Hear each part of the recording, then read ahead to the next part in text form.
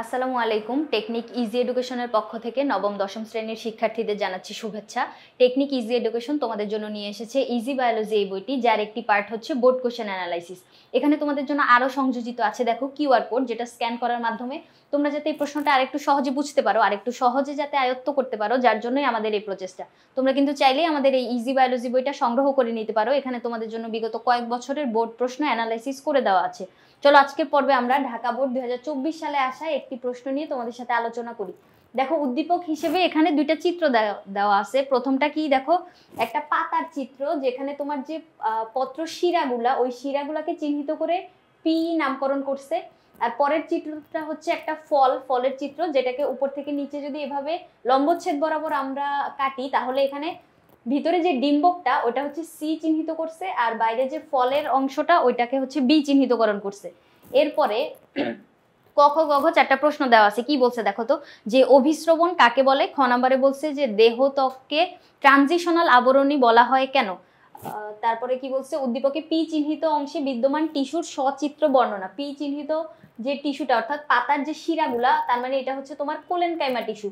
এখানে আরেকটা জিনিস খেয়াল করো, যদি পাতার যে ত্বকটা এখানে যদি চিহ্নিত করতো, তখন আমরা এটাকে বলতাম প্যারেনকাইমা। তোমাকে অবশ্যই ঠিক করে দেখতে হবে যে চিহ্নিতকরণটা কোথায় আছে। পাতার ত্বকে যদি চিহ্নিত করতো তখন আমরা প্যারেনকাইমা বলতাম। আর যেহেতু এখানে পত্র শিরাটাতে চিহ্নিতকরণ করছে, এই যে পত্র বিন্ত পত্র শিরা, সেহেতু এক্ষেত্রে আমরা বলবো কোলেনকাইমা টিস্যু। সরল টিস্যু তিনটা প্রকারভেদের ভিতরে প্যারেনকাইমা, কোলেনকাইমা, স্ক্লেরেনকাইমা। তার মানে এখানে পি চিহ্নিত অংশটা হবে হচ্ছে তোমার কোলেনকাইমা।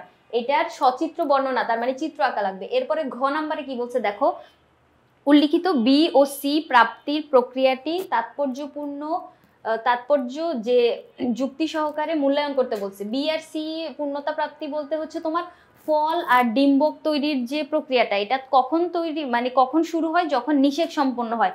পুং ও স্ত্রী গেমেট মিলনের পদ্ধতিটাই হচ্ছে নিষেকের পরবর্তীতে হচ্ছে কয়েকটা ধাপ সম্পন্ন হয়। আর ওখানে তোমার এই যে মানে একদম আলটিমেট আমরা বীজ, ডিম্বক আর ফল পাই।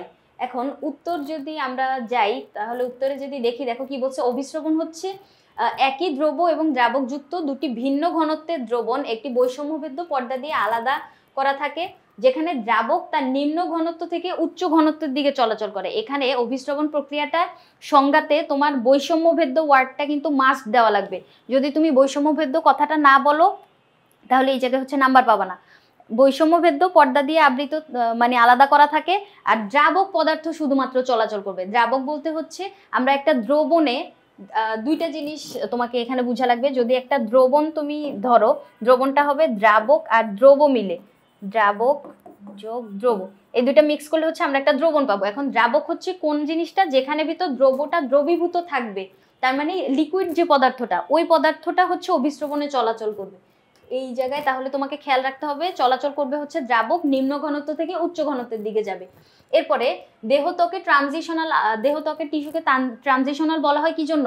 দেহত্বক বলতে মেরুদণ্ডী প্রাণীদের যে ত্বক থাকে, ওখানে কি হয়, তুমি যদি ওই ত্বকের স্তরটা একটা ভিত্তি পর্দার উপরে কয়েকটা লেয়ার থাকে, ওই লেয়ারগুলো যদি তুমি খেয়াল করো, এখন তুমি দেখবা যে 7-8টা লেয়ার আছে, কিছুক্ষণ পরে দেখবা আবার 3-4টা লেয়ার, আবার একটু পরে দেখবা 7-8টা লেয়ার, অর্থাৎ ও সময়ের সাথে সাথে নিজের স্তরগুলো পরিবর্তন করতে থাকে, যার জন্য এটাকে হচ্ছে ট্রানজিশনাল বলা হয়। মেরুদণ্ডী প্রাণীর ত্বকে হচ্ছে আমরা এই ট্রানজিশনাল ঘটনাটা দেখতে পাই, যে স্তরের সংখ্যা কিছুক্ষণ পরপর হচ্ছে চেঞ্জ হয়ে যায়।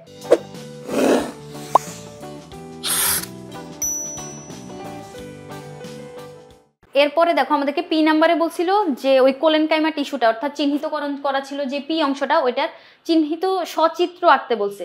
তাহলে চিত্রটা যদি তুমি দেখো, এখানে তুমি চিত্রের দিকে তাকাইলেই এটার বৈশিষ্ট্যগুলো বুঝতে পারবা। দেখো সবগুলা কোষের ভিতর নিউক্লিয়াস আছে, তার মানে ওরা নিউক্লিয়াস যুক্ত। এরপরে কোষগুলা হচ্ছে প্রোটোপ্লাজম যুক্ত, এই যে সাইটোপ্লাজম বা প্রোটোপ্লাজম, ওগুলা হচ্ছে মানে কোষটা পুরাটা প্রোটোপ্লাজম পূর্ণ থাকে। তাহলে আমরা এটাকে জীবিত কোষ বলতে পারবো। কি জন্য? জীবিত কোষে প্রোটোপ্লাজম থাকে, তারপরে নিউক্লিয়াস থাকে। এরপরে দেখো এর কোষগুলা হচ্ছে একটু লম্বাটে, এর ভিতরে যেহেতু কোনাযুক্ত কোষগুলা, এর ভিতরে হচ্ছে আন্তঃকোষীয় ফাঁক বেশি থাকে না। প্যারেনকাইমা টিস্যুতে যেরকম গোলাকার কোষগুলা থাকে, যার জন্য আন্তঃকোষীয় ফাঁক অনেক বেশি থাকে, কিন্তু এখানে আন্তঃকোষীয় ফাঁক থাকে না, মানে থাকে কিন্তু ওইটার তুলনায় কম, মানে থাকতে পারে নাও থাকতে পারে। এরপরে ওর যে প্রাচীরগুলা, ওগুলা হচ্ছে একটু মজবুত হয়, যেটার কারণে ও দৃঢ়তা প্রদান করতে পারে। এখন এখানে চিত্রতে তুমি যে কথাগুলা মানে যেই বৈশিষ্ট্যগুলো দেখলা এগুলোই হচ্ছে এখানে লিখছে। দেখো কি বলছে, কোলেনকাইমা টিস্যু বিশেষ ধরনের প্যারেনকাইমা কোষ দিয়ে তৈরি, কোষ প্রাচীর সেলুলোজ এবং পেকটিন জমা হয়ে পুরু হয়। তার মানে ও কোষ প্রাচীরটা একটু পুরু হয়, যার জন্য ও মানে যেহেতু একটা শক্ত মানে স্ট্রাকচার তৈরি করবে, এটা হচ্ছে দৃঢ়তা প্রদান করে উদ্ভিদকে। কারণ দেখো পাতার যে জায়গাটায় শিরাটায় যে চিহ্নিত করা ছিল, পাতার ত্বকের তুলনায় পাতার শিরাটা কিন্তু একটু দৃঢ় বেশি, যার জন্য আমরা বলতে পারি এর কোষ মানে বাইরের যে আবরণটা ওটা হচ্ছে পুরু। এবার কোষগুলো লম্বাটে এবং সজীব। সজীব বলতে হচ্ছে জীবিত। কি জন্য জীবিত? কারণ ওখানে যে প্রোটোপ্লাজম ছিল, এরপরে নিউক্লিয়াস ছিল। এরা প্রোটোপ্লাজম পূর্ণ কোষ দিয়ে তৈরি হয়। এদের আন্তঃকোষীয় ফাঁক থাকতে পারে, নাও পারে, যে চিত্রতে যেমনটা আমরা দেখছি। তারপর কোষ প্রান্ত হচ্ছে চৌকোনাকার, সরু, তির্যক হতে পারে। খাদ্য প্রস্তুত এবং উদ্ভিদ দেহকে দৃঢ়তা প্রদান করে। খাদ্য প্রস্তুত কি জন্য করবে? কোলেনকাইমা হচ্ছে তোমার ক্লোরোপ্লাস্ট ধারণ করে, এটা হচ্ছে সবুজ, অর্থাৎ ও খাদ্য প্রস্তুত করার কাজটা করবে। আর প্যারেনকাইমার টিস্যুতে কখনো কখনো যদি ক্লোরোপ্লাস্ট থাকে তখন ওইটাকে আমরা বলবো ক্লোরেনকাইমা। এখন তুমি কিন্তু এই দুইটা কনসেপ্ট গোলায় ফেলাও না, ক্লোরেনকাইমা আর কোলেনকাইমা কিন্তু আলাদা জিনিস। প্যারেনকাইমাতে যখন ক্লোরোপ্লাস্ট থাকবে তখন ওইটাকে বলবো ক্লোরেনকাইমা, আর সরল টিস্যুর একটা প্রকারভেদ হচ্ছে এই কোলেনকাইমা। এখন এটা আমরা কোথায় কোথায় পাই দেখো, কচি ও নমনীয় কাণ্ড যেমন কুমড়া আর দণ্ড কলসে এই টিস্যু দৃঢ়তা প্রদান করে। এই কোষে যখন ক্লোরোপ্লাস্ট থাকে তখন এরা খাদ্য প্রস্তুত করে।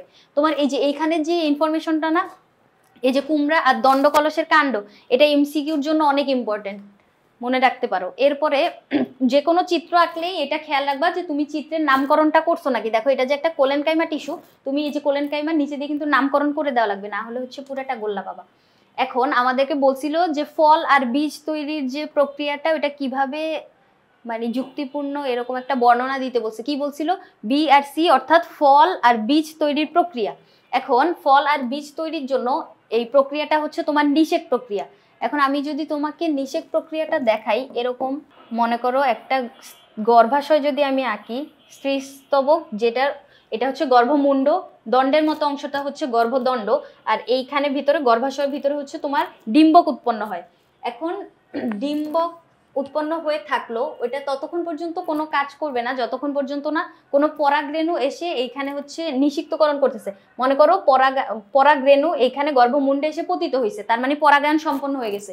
পরাগায়নের পরে এই পরাগরেণু থেকে দুইটা নিউক্লিয়াস তৈরি হবে, একটা হচ্ছে নালিকা নিউক্লিয়াস আর একটা হচ্ছে তোমার জনন নিউক্লিয়াস বা জেনারেটিভ কোষ।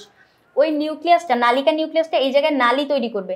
নালী তৈরি করে এই জায়গায় নিচে দিয়ে এসে ডিম্বক রন্ধ্রে এসে উন্মুক্ত হবে। নিচ দিয়ে কেন আসবে? কারণ ভ্রূণথলির নিচে দিয়ে হচ্ছে তোমার রন্ধ্রটা অবস্থান করে। তাহলে ওই নালী নিউক্লিয়াসটা নালী তৈরি করলো, আর ডিম্বক রন্ধ্র পর্যন্ত এসে ও হচ্ছে ওর কাজ শেষ হয়ে যায়, এখানে এসে নালীটা উন্মুক্ত হয়। ওর পিছে পিছে দুইটা ছোট ছোট নিউক্লিয়াস আসে, যেগুলো হচ্ছে তোমার পুং গ্যামেট অথবা জনন নিউক্লিয়াস যেটা বলতে পারি। এই দুইটা নিউক্লিয়াস এখানে এসে ডিম্বাণুর সাথে একটা মিলিত হবে, আর গৌণ নিউক্লিয়াস এর সাথে একটা মিলিত হবে। এখন ডিম্বাণুর সাথে যদি একটা পুং গ্যামেট মিলিত হয়, অর্থাৎ ডিম্বাণু হচ্ছে তোমার স্ত্রী গ্যামেট, আর ওইটা পুং গ্যামেট, যখন পুং আর স্ত্রী গ্যামেটের মিলন হবে তখন হচ্ছে ওই জায়গায় নিষেক প্রক্রিয়াটা সম্পন্ন হবে। নিষেকের পরে গর্ভাশয় এককভাবে অথবা ফুলের অন্যান্য অংশ সহ পরিপুষ্ট হয়ে ফল গঠন করবে, আর ডিম্বক যেটা, ডিম্বক বীজে পরিণত হবে। এখন বীজ তৈরি করলে হচ্ছে আমরা যখন গাছ লাগাই তখন মাটিতে কি বপন করি? সিডসটা বপন করি না? তার মানে উদ্ভিদে বংশবৃদ্ধি করার জন্য এই যে নিষেক প্রক্রিয়াটা গুরুত্বপূর্ণ। এখন প্রাপ্তির প্রক্রিয়া তার মানে হচ্ছে এই নিষেকের প্রক্রিয়া। এখন এটা তাৎপর্য বলতে আমরা হচ্ছে নিষেকের গুরুত্বটা এই জায়গায় তুমি বলতে পারো যে নিষেক প্রক্রিয়া যদি সম্পন্ন না হইতো তাহলে তো এই ফল উৎপন্ন হইতে পারতো না, তবে বীজ উৎপন্ন হইতো না, তাহলে তোমার উদ্ভিদটা আর বংশটাকে মানে বংশ বৃদ্ধি করতে পারতো না, মানে পরবর্তী আরেকটা উদ্ভিদ কিভাবে সৃষ্টি হইতো যদি এই প্রক্রিয়াগুলো কিছু সম্পন্ন না হইতো। তাহলে উল্লিখিত বি আর সি প্রাপ্তির প্রক্রিয়াটার তাৎপর্য আমরা বুঝতে পারছি। তুমি হচ্ছে এই জায়গায় মানে নিষেকের বর্ণনাটা দিবা, আর এখানে চাইলে এই চিত্রটা দিয়ে হচ্ছে কনসেপ্টটা আরেকটু ক্লিয়ার করতে পারো। এভাবে যদি তুমি পরীক্ষার খাতায় রিপ্রেজেন্ট করতে পারো, আই হোপ একটা স্ট্যান্ডার্ড মার্ক সিকিউতে তোমরা সিকিউর করতে পারবা। এখন প্রিভিয়াস বোর্ড প্রশ্নগুলো অ্যানালাইসিস করার মাধ্যমে তুমি এই উদ্দীপকটা ধরতে পারা এবং প্রশ্নে কি চাইছে সেই অনুযায়ী স্ট্যান্ডার্ড একটা প্রশ্ন রিপ্রেজেন্ট করতে পারার জন্য এই প্র্যাকটিসটা অবশ্যই দরকার, যার জন্যই আমাদের ইজি বায়োলজি বইটাতে তোমাদের জন্য বোর্ড প্রশ্ন অ্যানালাইসিসের পার্টটা সংযুক্ত করা হয়েছে। তোমরা চাইলে এই বইটা সংগ্রহ করে নিতে পারো। আজকে পর্বে এই পর্যন্তই। পরবর্তী পর্বে আমরা অন্য কোনো বোর্ড প্রশ্ন অ্যানালাইসিস নিয়ে তোমাদের সামনে হাজির হব। ধন্যবাদ সবাইকে।